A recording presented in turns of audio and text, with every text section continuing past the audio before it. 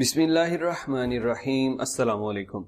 گزشتہ روز رجب Tayyip Erdogan نے اقوام متحدہ کی جنرل اسمبلی سے خطاب کیا۔ اس ایک خطاب میں مسلم امہ کے مخالفین اور اسلام مخالف گٹھ جوڑ کو ایسا جواب ملا جس کی گونج کئی ہفتوں تک ان کے کانوں میں رہے گی۔ سب سے زیادہ تکلیف تو بھارت کو ہوئی، کیونکہ ایک مرتبہ پھر صدر رجب طیب نے کھل کے مسئلہ کشمیر کے حل کے لیے آواز اٹھائی۔ بھارتی سیاستدانوں اور میڈیا کی طرف سے خوب چیخو پکار کی گئی، مگر اس کے متعلق ہم بعد میں بات کرتے ہیں۔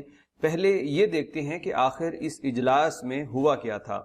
طیب اردگان نے منگل کے روز اقوام متحدہ کی جنرل اسمبلی سے خطاب میں کہا کہ ہم مذاکرات، اقوام متحدہ کی قراردادوں اور کشمیری عوام کی توقعات کے مطابق مسئلہ کشمیر کا حل چاہتے ہیں۔ ترک صدر نے یروشلم میں سفارت خانہ کھولنے کا ارادہ رکھنے والے ممالک کو بھی نشانہ بنایا اور کہا کہ یہ بین الاقوامی قوانین کی خلاف ورزی ہے۔ صدر اردگان نے کہا کہ ایسا کرنے سے فلسطینیوں کا مسئلہ مزید پیچیدہ ہو جائے گا۔ گزشتہ سال بھی انہوں نے اقوام متحدہ کی جنرل اسمبلی سے خطاب کرتے ہوئے کشمیر اور فلسطین کا معاملہ اسی طرح سے اٹھایا تھا۔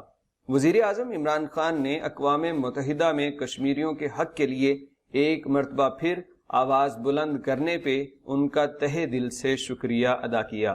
اپنے ٹویٹر پہ جاری پیغام میں وزیر اعظم نے لکھا کہ ترکی کی یہ حمایت جدوجہد میں مصروف کشمیریوں کے لیے بلند حوصلے کا ایک ذریعہ ہے۔ دوسری طرف کشمیری رہنماؤں نے بھی اردگان کے اس بیان کا خیر مقدم کیا، لیکن بھارتی انتہا پسندوں اور خاص طور پہ بھارتی میڈیا نے چھوٹے بچوں کی طرح چیخو پکار شروع کر رکھی ہے۔ لیکن اس سب میں بھارتیوں کے لیے اچھی بات یہ ہوئی کہ بھارتی میڈیا کو سشانت سنگھ راجپوت اور اس طرح کے دیگر موضوعات پہ گھٹیا صحافت کی بجائے ایک موضوع مل گیا جو کم از کم کسی طور ایک ٹاپک تو بنتا ہے۔ بھارتیوں کی آخرکار اس گھٹیا صحافت سے کچھ دیر کے لیے جان تو چھوٹی۔ اقوام متحدہ میں ہندوستان کے مستقل نمائندے نے بھی سخت احتجاج کرتے ہوئے کہا کہ ترکی کو دوسرے ممالک کی خود مختاری کا احترام کرنا چاہیے اور یہ ہمارا اندرونی مسئلہ ہے، ترکی اس میں مداخلت نہ کرے۔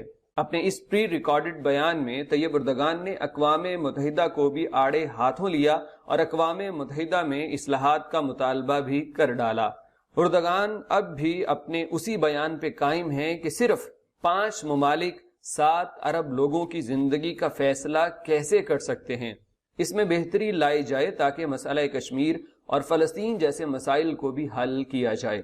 اقوام متحدہ کو بھی ٹارگٹ کرتے ہوئے انہوں نے کہا کہ ہمارا مقصد صرف مسائل کا حل تلاش کرنا ہونا چاہیے۔ جن لوگوں نے بھی ترکی کے ساتھ معاملات خراب کرنے کی کوشش کی ہے انہوں نے منہ کی کھائی ہے۔ چاروں طرف سے مشکلات میں گھرا ترکی یونان کے ساتھ بھی جنگی صورتحال سے دوچار ہے۔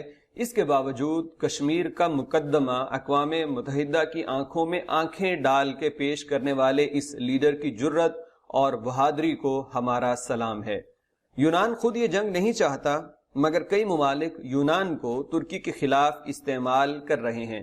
پورے یورپ میں چند ایک چھوٹے ممالک کے علاوہ تمام کی یہ کوشش تھی کہ ترکی کے گرد گھیرا تنگ کر دیا جائے۔ کئی ڈیلز بھی ترکی کے ساتھ کینسل کر دی گئیں، مگر ترکی ابھی تک اپنے فیصلے پہ ڈٹا ہوا ہے اور انشاءاللہ ڈٹا رہے گا۔ اپنے پیغام کے آخری حصے میں رجب طیب اردگان نے یونان اور ترکی کے معاملات کا ذکر بھی کیا اور کہا کہ بحیرہ روم میں ترکی کو دیوار سے لگانے کی کوشش کرنے والوں کو آج اندازہ ہو رہا ہے کہ کشیدگی کے خاتمے کا واحد راستہ سفارتی سطح پہ مذاکرات ہیں۔ جو ترکی کو نظر انداز کر رہے تھے اور بحیرہ روم کے من پسند نقشے بتا رہے تھے، اب مذاکرات کی میز پہ آ رہے ہیں۔ تاریخی حقائق، بین الاقوامی معاہدوں اور سامنے نظر آنے والی حقیقت سے منہ موڑنے والے اپنے مفاد کے علاوہ کچھ بھی نہیں چاہتے تھے جس میں وہ کامیاب نہیں ہوں گے۔ ترک صدر مسلم امہ کے لیے ایک ایسے لیڈر کی حیثیت رکھتے ہیں جو ہر محاذ پہ مسلمانوں کا ساتھ بڑھ چڑھ کے دیتے ہیں۔ اللہ رب العزت اس عظیم لیڈر کی حفاظت فرمائے۔ داخلی اور خارجی فتنوں اور سازشوں سے اللہ رب العزت ان کی حفاظت فرما کے ان کی مدد فرمائے، اور مسلمان دنیا کے یہ جو باقی حکمران ہیں اللہ ان کو بھی غیرت عطا فرمائے کہ یہ مسلم امہ کے اجتماعی مسائل کے لیے اٹھ کھڑے ہوں۔ اس ویڈیو کے موضوع کے متعلق اور خاص طور پہ ترک صدر کے لیے کوئی ایک جملہ کمنٹ سیکشن میں ضرور لکھیے گا۔ آپ سب کے قیمتی وقت کا بہت شکریہ۔